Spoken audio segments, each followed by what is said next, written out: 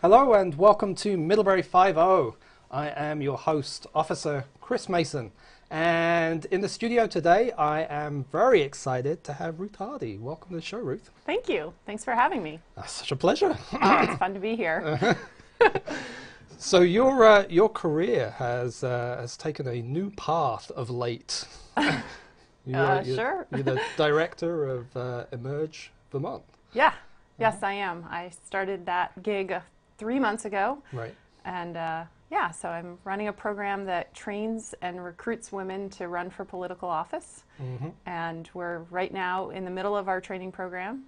We have 17 women who are excited to run for political office at some point, some this year in 2016. Great. And so it's really exciting. Mm-hmm. So what kind of political office are we talking about? What are the races that these women are being trained to run in? Right. Mm-hmm. So first I should be clear that it's Democratic women. We only train Democratic women. And they can be interested in really any race. Mm-hmm. Some of the women are interested in local office, like school board or select board. Sure. Some are interested in state office and Senate or House. And eventually some of them may be interested in higher office. Emerge will also train women to run for things like sheriff or clerk or a county judge or a district judge, any elected position. Town moderator here in Vermont, we got that cool position. Sure. So really anything that they're interested in. Mm-hmm. So you said that there's a pool of 17 women that are in training now. That has got to be an incredible group of women. Yeah, it's cool. We have Yep. some really great women. They're from Yep. 13 towns in the state. Sure.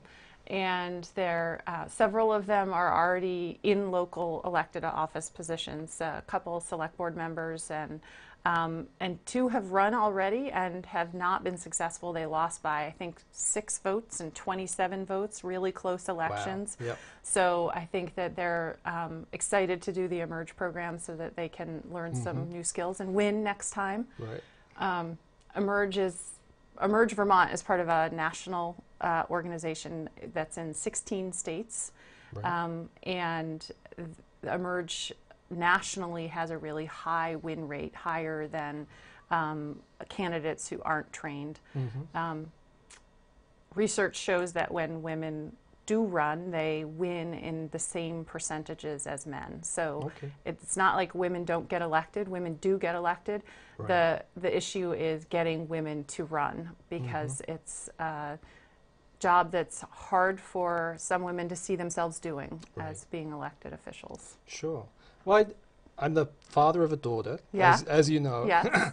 and it definitely strikes me that there are many insidious ways in which young girls are taught to defer to boys. Yep. And even now, my daughter's 11 years old, and even now I can see that some insecurities that are, and it's hard to know what's personality based and what she's absorbing from the culture, but it definitely seems as though it's having some impact. It's stuff that wasn't there in the past, and I see it kind of moving steadily. Absolutely. I think girls are often taught to defer, often taught to excuse themselves. One of the things that we talk early about to the women in the Emerge program is to think about how they undermine themselves in their speech by saying, I just want to say this, I'm sorry, but I want to say this, or I think maybe I could be wrong, but, or things like that. And you see I have a daughter the same age as Claire, and I see her do it and know that I didn't teach her to do it, but she's probably seen me do it, and she's seen other women do it, and she's seen men respond to it. So we learn to do those things.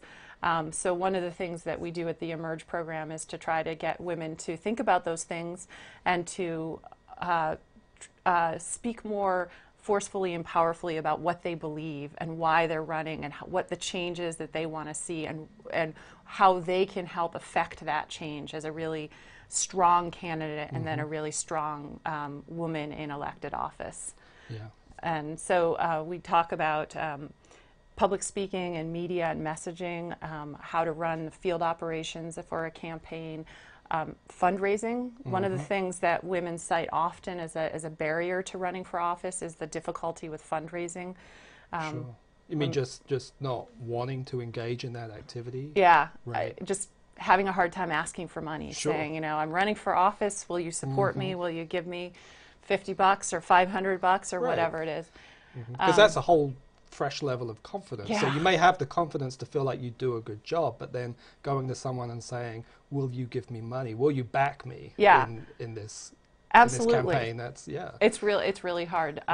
So we help women get over that hump and barrier and feel more confident doing that, and then understanding campaign finance and the you know, budgeting for a campaign and things like that.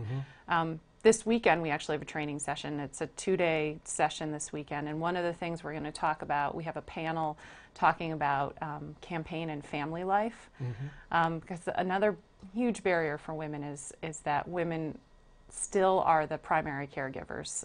They sure. still do way more work than men in raising kids and taking care of the house. And so there's this fear that if they run for office and are someplace either far away or out at night in meetings, that their kids are going to somehow suffer, or that their house is going to be a disaster area. Sure. So really helping them understand what kind of supports they need, what kind of things they need to ask for from their significant other, their spouse, and making sure that they have those family supports set up from the beginning, so that they can do it and be successful and not feel guilty.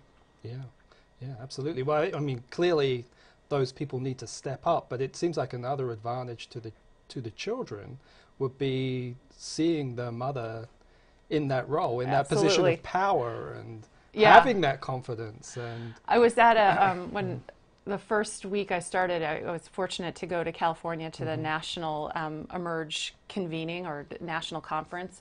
And one of the organization started in California and has been around for 14 years there. So they have a real depth of they've built the bench there, is what we say. And so they have a lot of women who've done the program and run and won. And one of them was talking about how, when asked the question of how can you run when you have children, and her answer was, how can I not run when I have children? Because I want to do this for them, to make the world the kind of place I want them to grow up in, and to see women affecting change and being leaders. So, yeah. I think that's incredibly important for both our daughters. Absolutely. Everybody's daughter. And the chair of the board of Emerge Vermont is Madeleine Cunin, right? Right. Yep. Yeah. So the chair is former Governor Madeleine Cunin. She's my boss, and that's got to be quite a thrill, having Madeleine Cunin as your boss. Yeah, it's great. Yeah. She's great. She's got lots of great stories, and she's a true gentlewoman. I just love being around her. She's very gracious. She is incredibly supportive of the women in the program. She comes and meets them all and listens to their stories and talks to them about her story, and really provides that kind of, you know, I can do it, you can do it, let's make this happen. And she's a great public speaker and just a wonderful role model. So it's really fun to have her involved. Yeah, well, such an inspiring figure. I've had the privilege of interviewing a lot of female candidates for select board, women who have been running for the Vermont House. Yep. And I think all of them have cited Madeleine Cunin as an inspiration.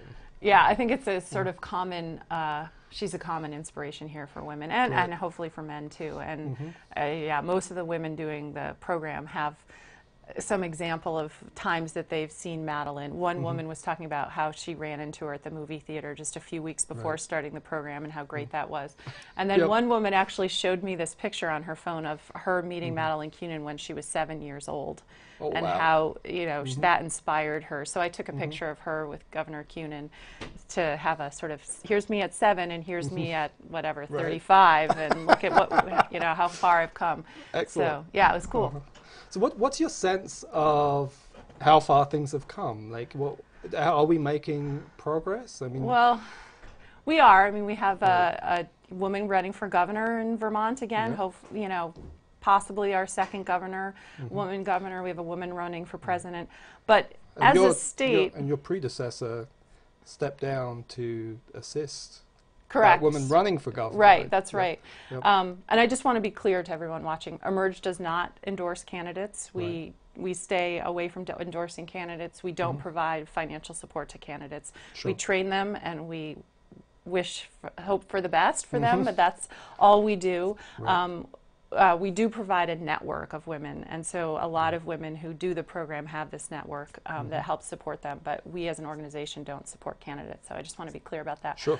But you ask how far we've come. Well, in Yep. Vermont, we are, according to one recent study, we're actually ranked 41st out of the 50 states geez. in gender parity. Yeah. Well, So that's kind of depressing. it is a little depressing. Yep. And the areas where we do really well, I'll start with the good news, is we have the second highest number of women in our state legislature of any state. We're just barely behind Colorado in the number of female legislators. So we do pretty well, even though our House is about 42% and our Senate is only 30%, so we could pick up a little on the Senate side. But we do fairly well at the state level, although 51% is where we should be at least. But on the local level, we're really hurting. We only 21% of our select board members are women. Okay. And so, I personally would like to see a big push at the local level and getting women to step up, getting women to train, getting women to run, because I think they'll win. And we need more women at the local level. Local government is so important in Vermont, and we just have to have those voices at the table to make sure that our communities are thriving and equitable and a good place to raise kids and a good place to live. We do well at the school board level. It's the one place where we actually have true gender parity. There's 51% of us in the school board positions. Okay. But we don't do so well at the statewide level. Women have traditionally had a hard time winning statewide election in Vermont or running for statewide election. We have one woman right now who holds a statewide seat, and that's Beth Pierce, who's our state treasurer. We've only ever had one female governor, and we're one of 3 states to never send a woman to Congress. Wow. So we have a ways to go in Vermont, and Sure. we're a progressive state. We're a state that believes in everybody stepping up and doing their part in our government, but we have a long ways to go for gender parity. Yeah. So to play devil's advocate a little bit, Sure. I would imagine that there are people who would argue, well, why are you promoting women? Like it shouldn't be about men and women. It should just be about who's most qualified for the position. The classic kind of anti-affirmative action argument that we shouldn't be promoting based on gender or race or any of those factors. It should just be about who's most qualified. So what would you say to that? Well, I have I'm sure you could say a lot to that. I have a lot to say to that. I mean, I guess the short answer is sort of like the Prime Minister in Canada said, well, it's 2015. Well, now it's 2016, and we should have gender parity. So that's the short answer. The second answer is I think that oftentimes the most qualified candidate is a woman. Women tend to have more credentials, they tend to have done more work, they tend to have done their homework, they step up when they feel like they've gotten their bases covered, and then they run. And they are often the most qualified candidate out there. So there's that. And also, in terms of the way that our government leaders see the world and then govern the world or make policies for the world is influenced by their background and their own personal experiences. And women have different personal experiences than men. We have different roles. We do different things. We have different biology. We are, as we talked about earlier with our daughters, we view the world differently, we hear the world differently, we speak about the world differently. I mean, just as an example, on a small level, I was reading the study about why it's important to have women involved in city planning. And we're fortunate here that we have a women involved in our town planning. But when women go out to do things in the town, they make more stops than men, and they make more stops that are related. So they may pick up the kid at daycare and then go to the grocery store and then go to the pharmacy. Well, where are those 3 things located? And having, making sure that our towns and our cities are planned in a way that is feasible for women who are making multiple stops. So that's just one small example. Women also often tend to be better at compromise and negotiation. They're willing to say, I'm not always right, and I can see things from a different perspective. And So the women in Congress are much more likely to work together as a group, and are much more likely to make laws that are better for everyone because they've compromised. They tend to be better listeners and tend to want to hear from everybody. So they are inclusive in the way that they govern. Right.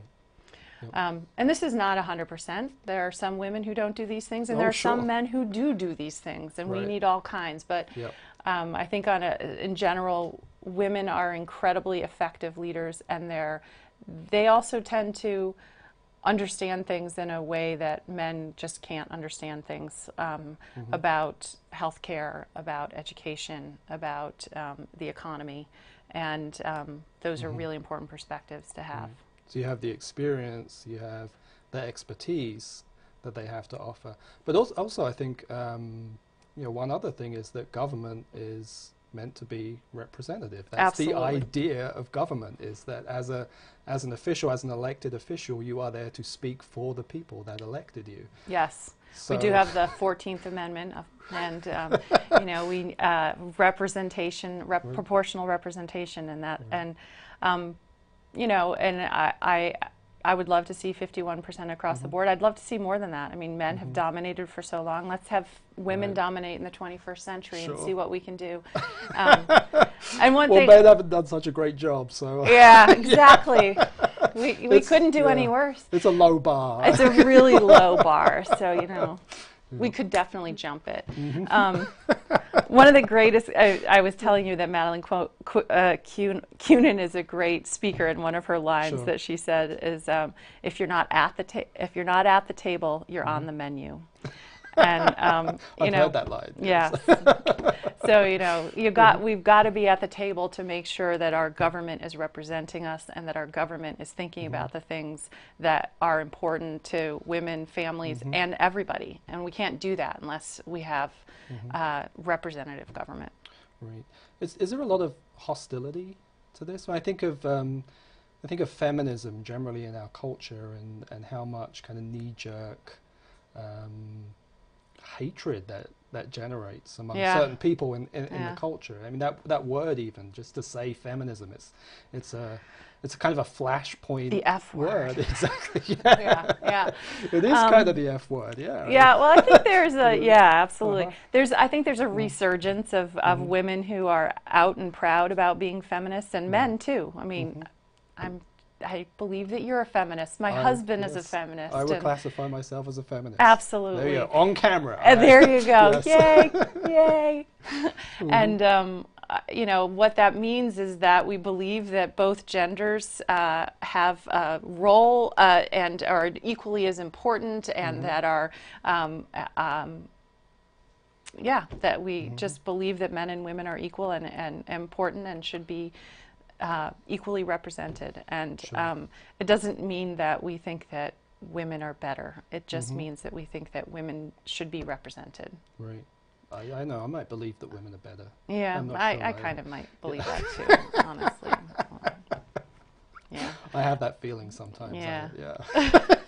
We are the stronger sex in all ways. But no, I mean, I think, I think that Emerge is proud to be a feminist organization, and we're proud to be feminists. And is it controversial? I mean, with some people it's controversial. Some people just don't understand it. But, anytime you're trying to make change, anytime you're trying to do something that's important, you're going to have people who don't follow and don't believe in what you're doing. And that, to me, is a sign that you're doing the right thing. You're going where it's making people a little uncomfortable, and if you're not comfortable, that means that there's exciting things that could happen there. Right. So, challenging stuff. Yeah, absolutely. So I'm okay with that. Right. Oh, I can tell. Yeah. It's exciting. Maybe not just okay. I'm good with that. I love that. I embrace it. Yeah, bring it. I just think these are such vitriolic times, and maybe times are always vitriolic. I don't know, but it seems like it's increased. I think that these are vitriolic times, but there are plenty of times. I mean, I was joking about Hamilton the musical, which I'm a little obsessed with Shout out to Amy out there. And a lot of what that shows is that time in our history during the Revolutionary War was vitriolic too, and people were screaming and shouting at each other. But we didn't. There wasn't the constant media reminders of this vitriol. So right now you look at your Twitter feed and it's all there. You go to Facebook and it's all there. Whatever, you go to the 24-hour news cycle and it's all there. And so they feed that fire. And, and yeah, so maybe that's what's shifted. It's just the access, the communication that's really been transformed. Yeah, just don't read the comments. You know, if you would just avoid the comments, the trolls on the internet, just avoid them. And then, it's fine. I think that people are doing their best, and I think it's important not to really put too much emphasis on the nastiness that's out there. If you focus on the nastiness, if you give that guy all the attention that he wants, it's going to be nasty. Just ignore him. That's right. Really. Yeah, don't let it infect you. Don't let it infect you. Yeah. So you have another prominent role within the community. You're the chair of the ID4 board. So yes. The chair of the Mary Hogan School Board. Yes. What the heck does ID4 mean? But yes, I am the chair of the Mary Hogan School Board, otherwise known as the ID4 board. It's a secret society. I like to say ID4 because it makes me seem like I'm in the know. Yeah, like you know what that means. Part of the secret society. Independent District number 4. Right. Well, that clarifies everything. Yeah, that's so there. Well, there you go. That's what it is. And we're actually the Prudential Committee. We're not the school board. So there you go. Yeah. I didn't know that. I know. Yeah. So yeah, I'm chair of that board, and we're excited. Our budget vote is coming up on town meeting day. First time it's going to ever be on town meeting day by Australian ballot, which means you get to fill in the little box like they do in Australia. And apparently so. Apparently, it's named after that country, weirdly. And the budget's great. We're going to get expanded preschool education for our 3, 4, and 5-year-olds, a Spanish program for our 3rd through 6th graders. That is exciting. It's really exciting. I have personally worked on that for 6 years now. So, change is slow, but we're getting it. My daughter will please support it. My daughter will be very happy that it's coming as she moves out of the school, because she does not want to have to study Spanish. I would have loved her to study Spanish. I would love that program to have been in place, but she can do it in middle school though. Yeah. French. That's right. French or Spanish in middle school. So so I'm psyched about that. We're also adding an interventionist for students who need help with behavioral issues. Wonderful. Yeah, which I'm sure you see a bit. So I'm just going to plug that personally. Go with the interventionist. Go with the interventionist. Yes, it can help us all. I can testify to the need. Yeah, totally. So I think that's really important. And we're also putting in some new windows and a building monitoring system, so we make sure we get the heat to stay on during the weekends, that kind of thing. Right. And we're able to fund this because we have a huge increase in students, actually. We're one of the few districts in the state that is seeing increasing enrollments. And so we're getting more students. We're going to do all this, and our taxes are actually going to go down. Wow. So more for our for more good things for our kids, less money for our taxpayers, and I think that that's really important. So how often can you say that? Yeah. I'm so lucky to be the chair of this board. I'm just really, really lucky. So I guess we should bless the fecundity of the Middlebury community. Yeah, totally, totally. Thank you for doing it, Middlebury. Thank you for procreating. Procreate more.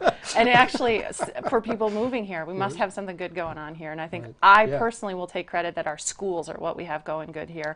Many other things, but we have great schools, and people are literally moving here so that they can go to Mary Hogan School. It's a huge draw. Yeah. It is a big draw. Yeah. When I was thinking about moving here about 6 years ago, that was a significant factor with the school system. And the reputation is astounding. It's great. Yeah. It's a good school, and so we're excited to be able to do more for our kids. Yeah. So there's big things happening with the school board. Yeah. Yeah. So my other project, I just actually wrote about this, how my daughter says that my life is called Merge.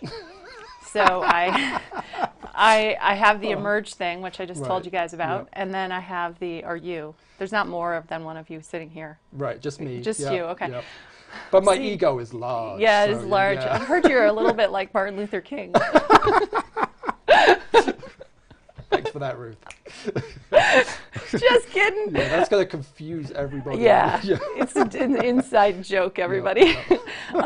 So the other thing that I'm working on is merging all of our school districts. Right. So right now we have 8 school districts in the Middlebury area and 9 school boards, and we are working on a proposal to unify all of those school boards and create one school board that would govern all of our school districts. So it would be Ripton, Bridport, Salisbury, Shoreham, Cornwall, Weybridge, and Middlebury. I think I got them all under one board. You're going to be in big trouble. Yeah. They're going to be very upset with you. I think I got them all. Yeah. Okay. Yeah. Good job. Yeah. And it would also include UD3, which is another mysteriously named school district. It's the high school and the middle school. So they would all be under one board. We would get some nice tax incentives for doing it. We would get some economies of scale for doing it. Right. And most importantly, we would have more equity across our school district in terms of what kids have opportunities for, whether it be Spanish or intervention programs or preschool or whatever. And it would also create equity of financing. We have a pretty big spread in our school district right now in terms of what we spend on our kids. So it's going to be a big smush. A big smush, a merge. A merge. And we get to vote on that, though. Yes. So it's not necessarily going to happen. It's not necessarily going to happen. You're absolutely right. So we all have to vote on it in all of those towns that I just mentioned on town meeting day. It's going to be a huge town meeting day because we got lots of stuff going on. And the proposal would be to unify the schools. There'll be an article to vote on, and also to elect a new board. Yep. So it's a big deal, and hopefully people are paying attention to it and thinking about it. We need it to pass in all 7 towns in order for it to go forward. Wow. Yeah. Okay. Yeah. So that's what's going on with that, and yeah. Well, Ruth, thank you so much for coming on the show. Your You're life welcome. just seems so glamorous. No, it's not glamorous. I still do lots of laundry and dishes.